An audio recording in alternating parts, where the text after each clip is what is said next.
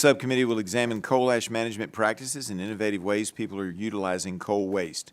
Coal historically has played a major role in keeping our lights on and powering our large industries and our hospitals, etc.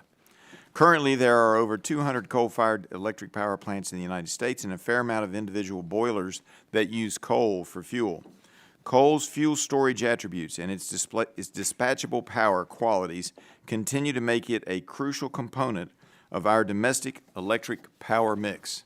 Today's hearing will focus on one of the byproducts of coal use, coal combustion residuals, commonly called CCR, or coal ash.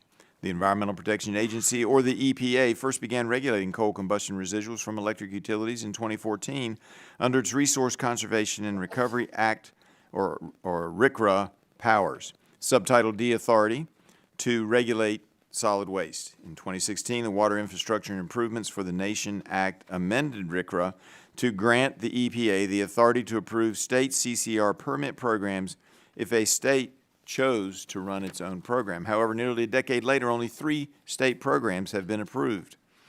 Hopefully today we'll learn more about states' permitting programs and how EPA is using its CCR permitting approval authority. Unfortunately, the Biden-Harris administration pressed necessary coal ash regulations into its wider attempts to force a transition to renewable energy by imposing unreasonable and onerous regulations on disfavored traditional energy resources like coal.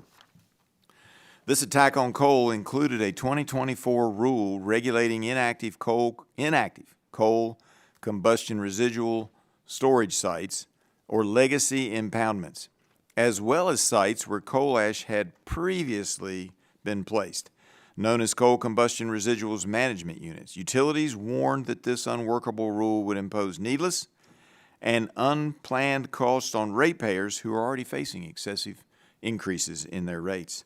Today, we will learn more about the problems with the current regulatory landscape and the cost it imposes on power generation and, in turn, ratepayers. Thankfully, in March of this year, the EPA announced that it's reviewing this rule and plans to propose amendments within the next year. Additionally, EPA has announced it plans to prioritize working with states on their permit programs to hopefully facilitate more state management of coal ash disposal.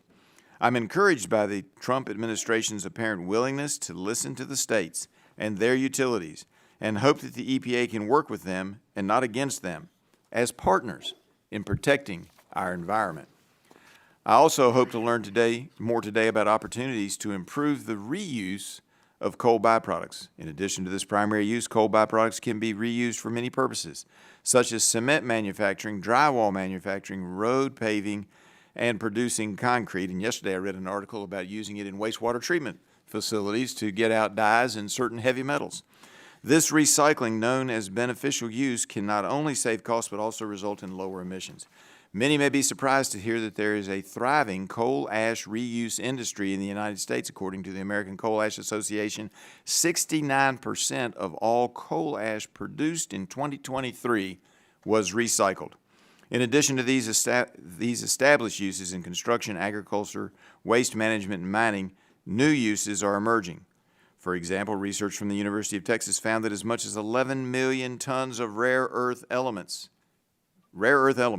can be found and be accessible in coal ash in the United States. In fact, researchers from Virginia Tech, located in my home district, and where one of my children graduate, one is attending and one hopes to attend, they are leading projects to analyze the presence of critical minerals and rare earth elements in coal byproducts. According to the U.S. Geological Survey, the United States currently relies on imports for 80% of its supply of rare earth elements, with 70% of those imports coming from China. Our regulatory policies for coal combustion residuals management must facilitate continued beneficial use. I look forward to today's discussion of how we can address shortcomings of our current approach to coal combustion residuals management and innovation in how our country deals with waste.